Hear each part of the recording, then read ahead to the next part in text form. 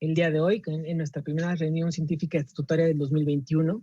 Quiero agradecer a todos ustedes su compañía y atención a lo largo de todo este simposio y también particularmente quiero agradecer a la Asociación Mexicana de Cardiología por su invitación y consideración para la charla del día de hoy.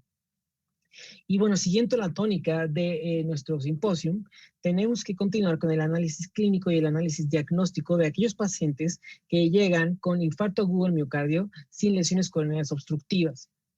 ¿Cómo le podemos hacer para establecer una forma universal y que todos hablemos el diagnóstico y hablemos el mismo idioma para establecer la detección y el diagnóstico de manera homogénea de pacientes con MINOCA? Bueno, se establecen 3 criterios clínicos elementales. Primero, propiamente dicho, documentar o lograr la definición universal de infarto agudo del miocardio, que es la detección de biomarcadores de necrosis miocárdica, acompañado de datos clínicos, electrocardiográficos y por estudios de imagen. El segundo criterio es un criterio mandatorio y se requiere mediante la angiografía coronaria, en la cual se van a documentar que las arterias coronarias están normales o que no tienen lesiones angiográficamente significativas. ¿Qué quiere decir esto? Que no hay una oclusión intraluminal mayor del 50%. Y el último criterio es que no exista ningún otro diagnóstico alternativo que pueda explicar la presentación clínica de estos pacientes. La epidemiología de MINOCA sabemos que es muy heterogénea su presentación, pero aproximadamente se cree que es el 6% de la prevalencia a nivel global y la presentación clínica usualmente es más en mujeres y el 50% de los pacientes que tienen diagnóstico de MINOCA son de género femenino.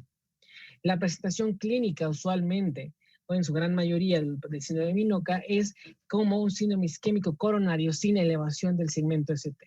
Esto a nivel global y también a nivel nacional. Hemos visto también que con relación a los factores de riesgo, los pacientes que tienen diagnóstico de MINOCA son más propensos a tener hipertensión, dislipidemia y además tabaquismo. A diferencia de los pacientes que tienen infarto agudo del miocardio con enfermedades ateroscleróticas, tienen mucho mayor incidencia de diabetes en comparación a aquellos pacientes que tienen diagnóstico de MINOCA. ¿Cuál es el problema y por qué tenemos que estudiar a los pacientes que tienen MINOCA? Antes se creía, o más bien se desconocía, cuál era el pronóstico de los pacientes con este diagnóstico. Creíamos que era una entidad benigna y que no tenía tanta letalidad, pero ahora sabemos que en números de la vida real, que el pronóstico a los 12 meses, un paciente que tiene diagnóstico de MINOCA tiene una mortalidad por cualquier causa de 3.4%, que si lo comparamos con un paciente que tiene enfermedad aterosclerótica, sí es mucho menos letal. Sin embargo, no es una cifra despreciable. En comparación con los pacientes que tienen enfermedades ateroscleróticas, vamos a ver que el paciente que tiene MINOCA, el pronóstico a 12 meses es muy similar a aquellos pacientes que tienen enfermedad aterosclerótica de 1 y 2 vasos. Y por último, para que también tengamos una dimensión real, vean ustedes que la incidencia de la aparición de MACE, es decir, de complicaciones cardiovasculares mayores a los 12 meses, es hasta del 9.4% en pacientes que tienen MINOCA. Es decir, la aparición de MINOCA no es un curso clínico indolente y no es un curso clínico benigno. Es un curso clínico que tiene impacto a largo y a corto plazo y también es un impacto clínico en el cual debemos determinar cuáles son las causas desencadenantes del infarto agudo al miocardio con el fin de lograr y de detectar cuáles son las estrategias terapéuticas y cuáles son el momento ideal para iniciar estas estrategias terapéuticas, las cuales deben cambiar el curso crónico de la enfermedad. Es importante que ustedes recuerden y hacer mención que el diagnóstico de MINOCA es un diagnóstico en tránsito o un diagnóstico que llamamos de trabajo. Es un diagnóstico en el cual, mientras evaluamos cuál es la etiología real, cuál es el mecanismo específico, tenemos que tener ya la evaluación completa con el fin de tener impacto en la mortalidad de acuerdo a las estrategias terapéuticas, de acuerdo al mecanismo inicial. Entonces tenemos etiologías, las cuales son ateroscleróticas y tenemos etiologías no ateroscleróticas. Ateroscleróticas como la erosión de la placa o la ruptura de la placa. Y tenemos etiologías no ateroscleróticas como vasoespasmo, disección coronaria espontánea o también disfunción microvascular. Es importante mencionar que desde el año pasado, en las guías de infarto sin elevación del segmento de la Sociedad Europea de Cardiología, categóricamente nos menciona que el síndrome de Takotsubo y la miocarditis ya no deben ser englobados dentro de todas las causas o los síndromes que involucraban al MINOCA. Esto es porque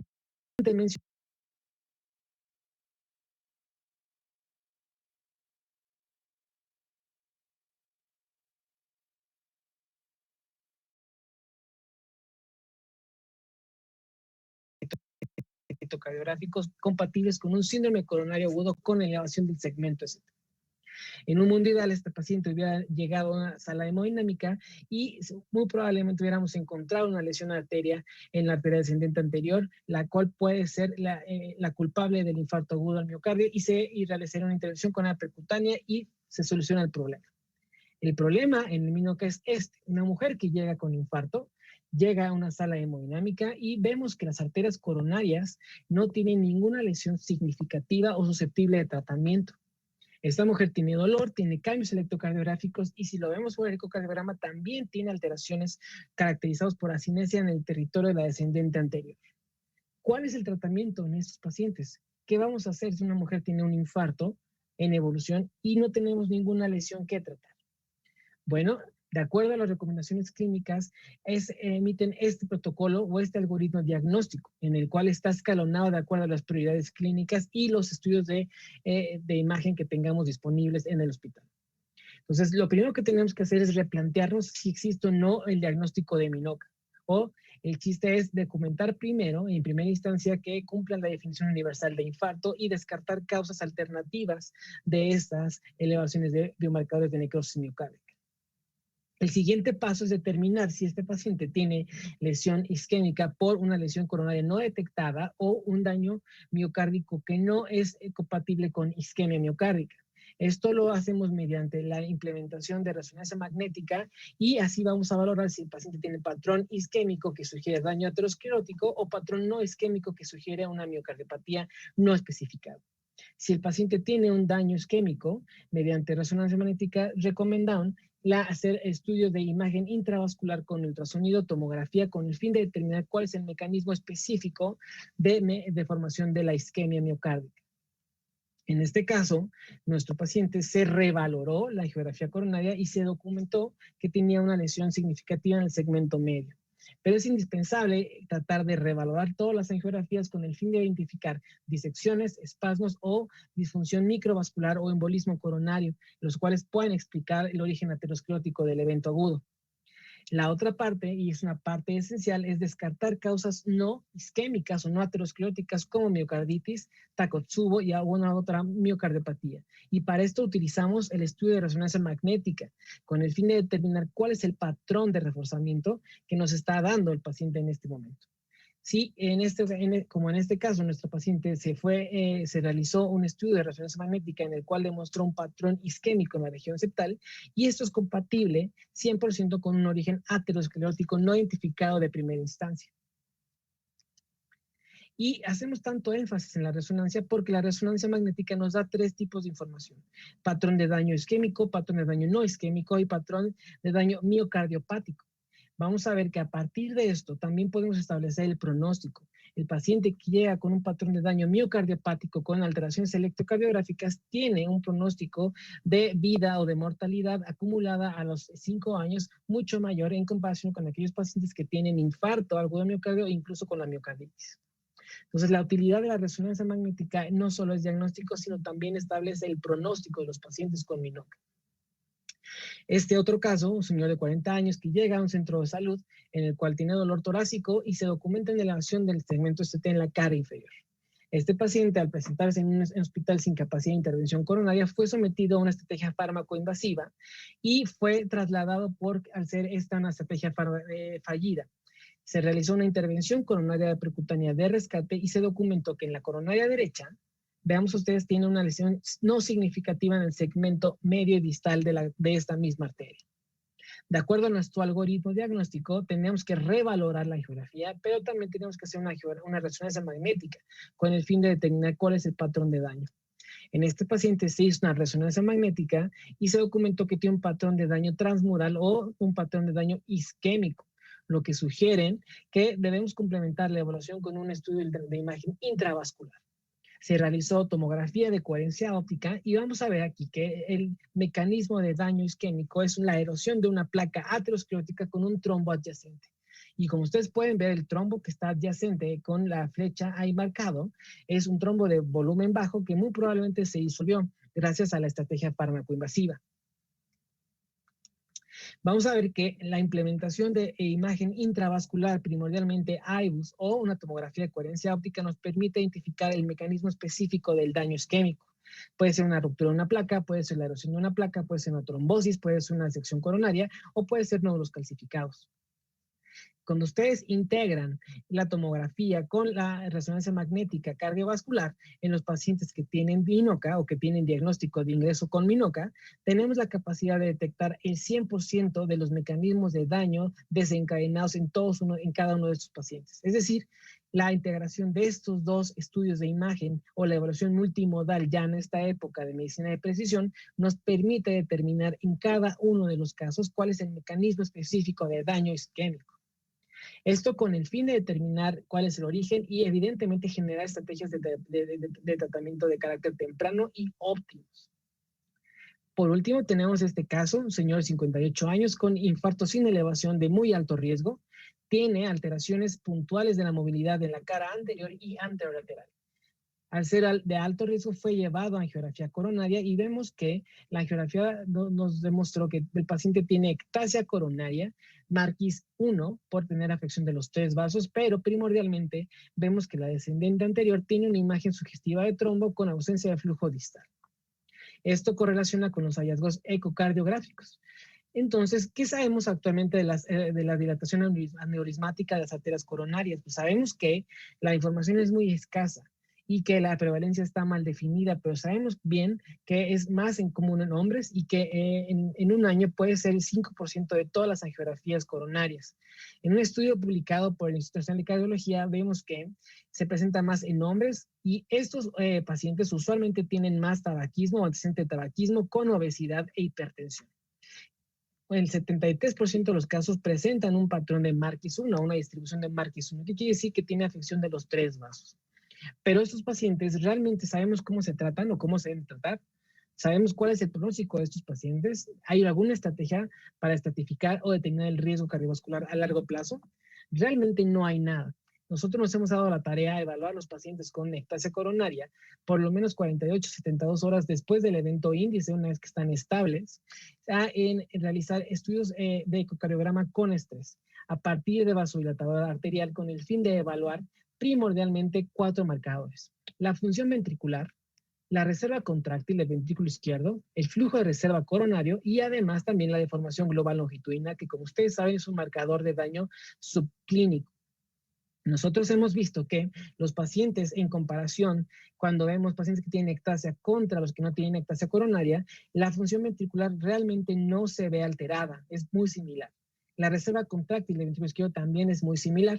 Sin embargo, estos pacientes, al tener una etiología de una disfunción microvascular, vemos que el flujo de reserva coronario se ve atenuado en los pacientes que tienen ectasia coronaria, pero lo más importante es que a pesar de que los pacientes tienen función ventricular normal, tienen una deformación global longitudinal muy disminuida en comparación con los pacientes que no tienen ectasia coronaria, es decir, tienen un daño subclínico establecido, ya muy probablemente por incremento en el estrés parietal e isquemia subendocárdica. Estos pacientes también tienen un incremento en el riesgo de arritmias cuando se documenta la distorsión mecánica e incrementa después de someterlos a estrés de manera significativa. Entonces, estos pacientes tienen función ventricular normal, pero acompañado de daño subclínico importante con un incremento del riesgo de arritmias ventriculares. Esto fue de manera preliminar y con esto quisiera terminar recordando que MINOCA es un diagnóstico en tránsito, no es un diagnóstico definitivo. Se debe llegar siempre a la causa etiológica o al mecanismo específico de formación del infarto agudo al miocardio. Se debe descartar siempre causas no cardíacas de elevación de biomarcadores de necrosis miocárdica y recuerden ustedes que la piedra angular en la evaluación de MINOCA es la resonancia magnética. A partir de esta nos va a determinar si el paciente tiene un patrón isquémico o un patrón no isquémico. Y recuerden que la estrategia más específica con el fin de identificar el mecanismo real de daño de MINOCA es integrar la tomografía de coherencia óptica o ultrasonido intravascular con la resonancia magnética, con el fin de identificar el 100% de los mecanismos asociados a los infartos. Con esto termino, agradezco su atención, damos lugar a las preguntas.